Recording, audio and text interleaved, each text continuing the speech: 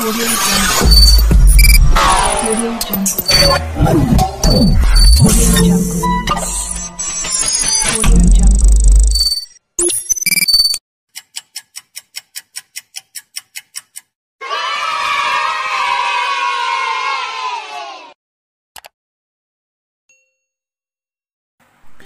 Assalamualaikum warahmatullahi wabarakatuh.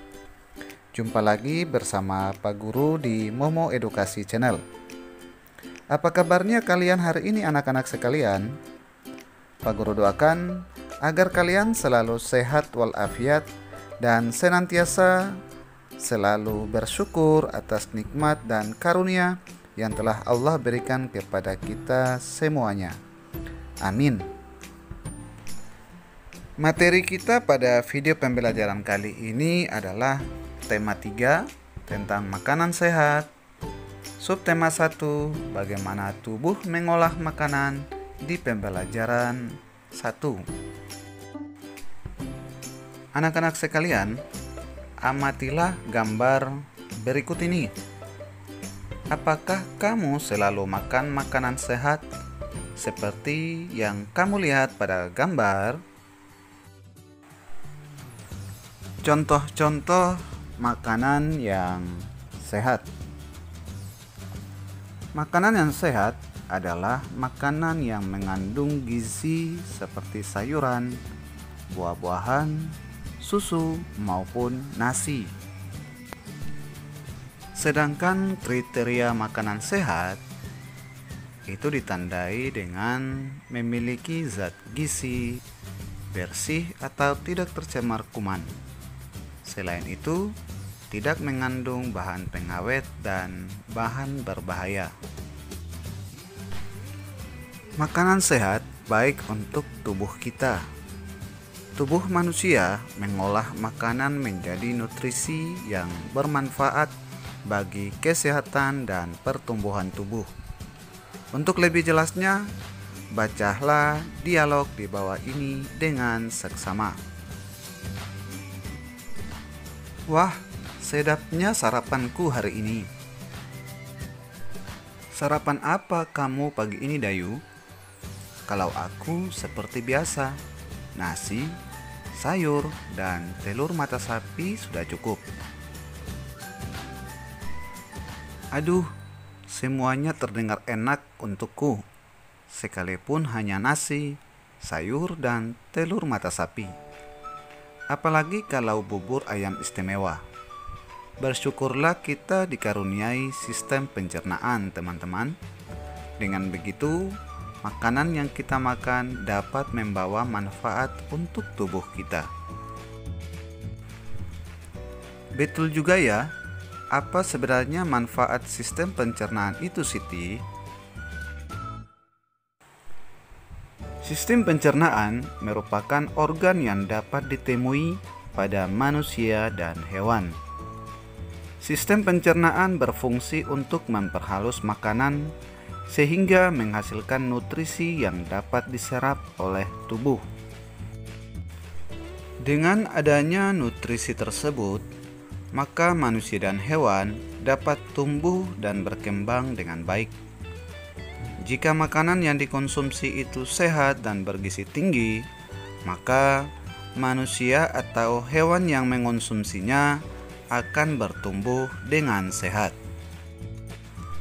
Aku pernah melihat iklan tentang bubur ayam dengan beras organik. Dalam iklan tersebut terdapat kalimat yang mengajak orang untuk memakan bubur organik itu. Wah, kedengarannya menarik ya, Edo. Kapan-kapan kita makan bubur ayam di tempat itu yuk. Pastinya lebih sehat karena berasnya organik. Makanan sehat penting bagi tubuh kita. Oleh karena itu, banyak iklan yang dapat kita temui di tempat-tempat umum yang mengetengahkan tentang makanan sehat. Iklan memang dimaksudkan untuk mempromosikan sesuatu kepada para pembaca. Coba kamu amati iklan-iklan berikut dengan seksama. Kalimat-kalimat yang umumnya dipergunakan oleh bahasa iklan adalah kalimat yang menarik atau kalimat yang mengajak pembacanya untuk mengikuti apa yang ditulis atau disarankan oleh pembuat iklan. Amatilah iklan di atas dengan seksama. Tulislah apa yang kamu lihat dalam iklan media cetak tersebut. Laporkan hasil temuan kalian kepada guru kalian.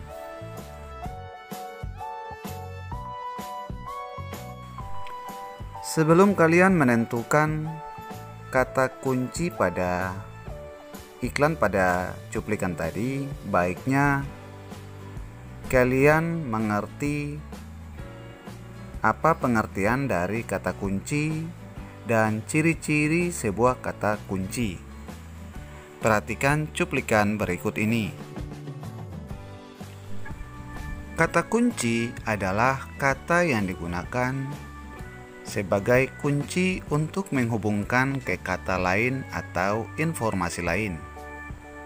Sedangkan ciri-ciri sebuah kata kunci adalah terdiri dari satu kata atau dua kata, mengandung kata yang unik dan mewakili sebagian besar topik iklan. Dengan menemukan kata kunci pada iklan-iklan makanan sehat, kita jadi tahu bahwa masyarakat kita sudah banyak yang peduli tentang pentingnya makanan sehat. Penyempurna makanan sehat adalah susu.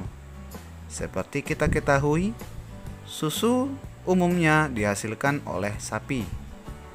Apa yang dimakan oleh sapi hingga dapat menghasilkan susu?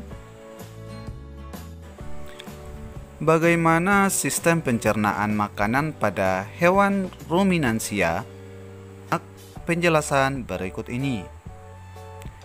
Hewan ruminansia adalah kelompok hewan mamalia yang biasa memamah atau memakan dua kali dan dikenal dengan hewan memamah biak. Contoh hewan ruminansia ialah sapi, kerbau, rusa, domba, kambing, dan kijang. Sistem pencernaan hewan ruminansia lebih kompleks dibandingkan pencernaan hewan lainnya. Pada hewan ruminansia terdapat 4 bagian lambung dengan fungsi yang spesifik. Selain itu, pencernaan makanan pada hewan ruminansia dibantu oleh beberapa mikrob atau bakteri dan protozoa. Mikrob tersebut dapat membantu mencerna rumput. Coba kamu perhatikan penjelasan mengenai proses pencernaan pada hewan ini dengan seksama. Mekanisme pencernaan makanan pada hewan ruminansia. Seperti yang telah dijelaskan sebelumnya, salah satu contoh hewan ruminansia ialah sapi. Mari kita baca informasi mengenai organ pencernaan pada sapi. Makanan seperti rumput pertama kali masuk ke dalam mulut sapi. Di dalam mulut terdapat organ-organ pencernaan seperti berikut. Gigi. Gigi sapi tersusun dari gigi seri yang berguna untuk memotong makanan dan gigi geraham untuk mengunyah makanan. Lidah. Lidah sapi berguna untuk merenggut rumput atau makanan dan mendorong makanan yang sudah dikunyah menuju lambung. Dan saliva merupakan cairan atau enzim khusus yang dihasilkan oleh kelenjar khusus pada sapi yang kemudian disalurkan ke dalam rongga mulut. Saliva berperan dalam proses pencernaan kimiawi. Lambung sapi berbeda dengan lambung manusia. Ukurannya jauh lebih besar. Lambung sapi merupakan organ pencernaan yang sangat penting bagi sapi. Lambung sapi terdiri atas 4 bagian, yaitu rumen, retikulum, omasum, dan abomasum. Oleh karena itu, sapi dikatakan memiliki 4 perut. Berikut bagian-bagian dari lambung sapi. Yang pertama adalah rumen atau perut besar. Tempat terjadinya pencernaan dengan bantuan mikroba atau bakteri. Di sini, makanan dicerna hingga menjadi bubur dengan gerakan mengaduk yang dilakukan oleh dinding rumen. Pada saat sapi beristirahat, makanan kembali ke mulut dan dikunyah kembali. Setelah dikunyah untuk yang kedua kalinya, makanan masuk ke retikulum atau perut jala. 2. Retikulum atau perut jala. Di dalam retikulum, makanan kembali mengalami proses fermentasi dengan bantuan bakteri, anaerob, dan protozoa. Di dalam bagian perut ini terjadi proses absorpsi dan penyaringan benda-benda asing yang masuk bersama makanan sehingga tidak masuk ke omasum atau perut kitab. Omasum atau perut kitab. Di dalam omasum, makanan dicerna dengan bantuan enzim pencernaan.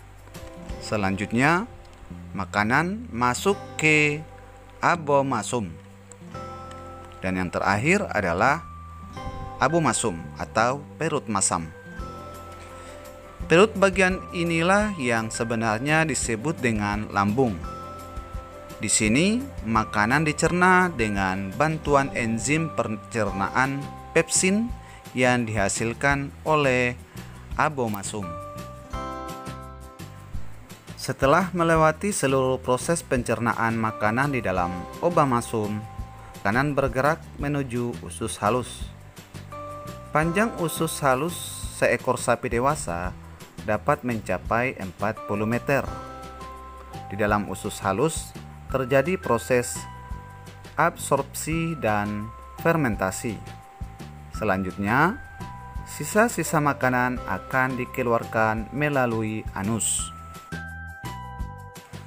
Sekian dan terima kasih.